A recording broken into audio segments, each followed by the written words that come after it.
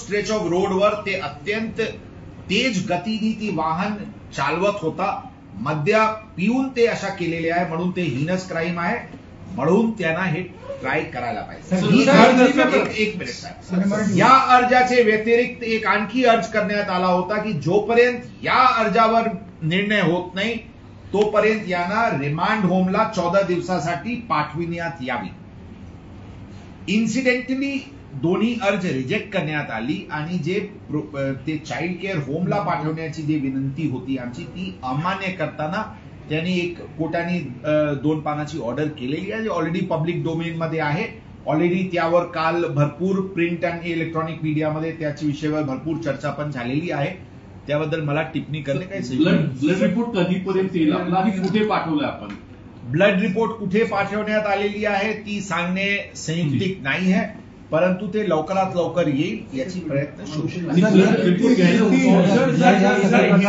Sir Hindi में brief करता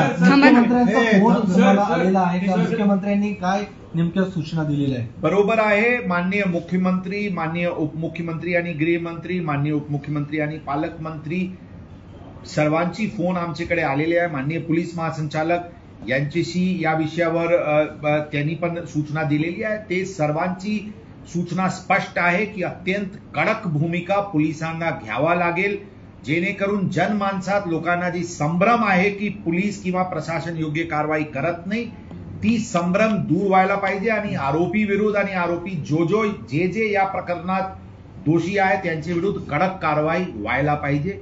हीच भूमिका शासनाची आहे आणि त्याच अनुषंगाने पोलीस डे 1 पासून तीच मार्गाने चालत आहे. सर, या सगळ्या प्रकरणामध्ये आमच्यावरती दबाव आहे आणि दबावातनं पोलीस कारवाई करत नाही अशा पद्धतीने सातत्याने आरोप केला जातोय. नेमकं कुणाचा दबाव पुणे पोलिसांवरती? साहेब, आम्ही काल पण सर्वांना स्पष्ट केले होते की पोलीस यामध्ये जी कारवाई रविवारी प्रथम दिवशी पासून करत आहे 304 IPC लावण्याची प्रकार असतील, कोर्टाला जुवेनाईलला अडल्ट ट्राय करायसाठी अर्जचे असतील, नंतर 75 आणि 77 जुवेनाईल जस्टिस ऍक्ट तहत गुन्हा दाखल करायची असतील, पोलीस डे 1 पासून कायद्याची मार्गावर आहे.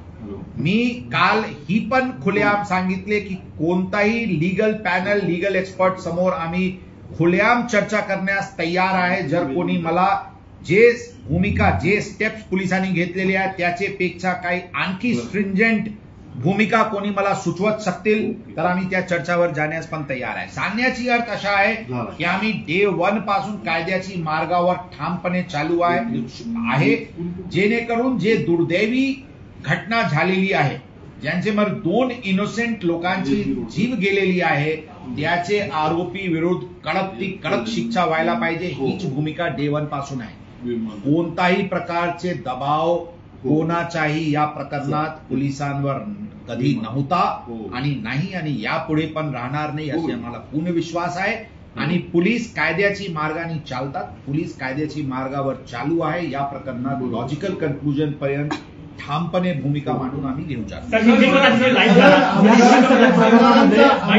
सगळ्या प्रकरणामध्ये आता संजय राऊतांनी थेट असा आरोप केलाय तुमच्यावरती आणि तुमच्या बडतर्फची मागणी संजय राऊतांकडून करण्यात आलेली. याबद्दल मी त्यांचे वक्तव्य मी ऐकलेले नाही, परंतु आम्ही स्पष्टपणे नमूद करू इच्छितो की कोणताही प्रकारची लीगल एक्सपर्ट जर यायचे असतील तर यावी आमच्याकडे आणि आम्हाला सांगावी की याचेपेक्षा काही बेटर, काही आणखी चांगली, आणखी कडक भूमिका कोणताही लॉ एन्फोर्समेंट एजन्सीला शक्य होता का, त्या अशा प्रकारचे पॅनल डिस्कशनवर मी खुलेआम पब्लिकली जाण्यास तयार आहे. आम्ही आमची भूमिका आणि कारवाई यामध्ये अत्यंत कडक रीत्याने प्रथम दिवशीपासून करत आहे आणि करणार पण. एक माहिती अशी पुढे येते सर की ते जे 2 मुलं वारली त्यांचे आई वडील, नातेवाईक आणि काही लोक येरवडा पोलीस स्टेशनला गेले होते घटनेनंतर, तर त्यांना पोलिसांनी अशी धमकी दिली आहे की तुम्ही जास्त काळ इथे थांबलात तर तुम्हाला गुन्हा दाखल करू आणि त्यांना वाईट ट्रीटमेंट दिलेली आहे. अशी प्रकारची गोष्टी काल पण आमच्या कानात आला होता. आम्ही नातेवाईकांना संपर्क करायसाठी आम्ही या विषयावर ऑलरेडी चौकशी अधिकारी नेमलेली आहे. त्या विषयावर नातेवाईकांची जे प्राथमिक चर्चा झालेली आहे, अशी कोणत्याही प्रकारची गोष्टी झाली नसल्याची त्यांचे आतापर्यंत म्हणणं आहे. आमची भूमिका स्पष्ट आहे. यामध्ये जर कोणताही पोलीस अधिकारी कर्मचारी आरोपीला मदत करण्याच्या दृष्टिकोनातून काही कारवाई काही घटनाक्रम केले असते किंवा नातेवाईकांना फिर्यादीला काही प्रकारचे दुर्व्यवहार करण्याची घटना समोर आली, अशा प्रकारचे अधिकारी कर्मचारीवर सक्त कारवाई करण्यात येईल, ही मी स्पष्टपणे सांगतो. आमदारांचा सीसीटीव्ही आपण तपासणार होता, त्यामध्ये सर काय डेव्हलपमेंट आहे का? कारण आमदार पोहोचले होते, त्यांनी सुद्धा त्या ठिकाणी त्यांची भूमिका संशयास्पद होती.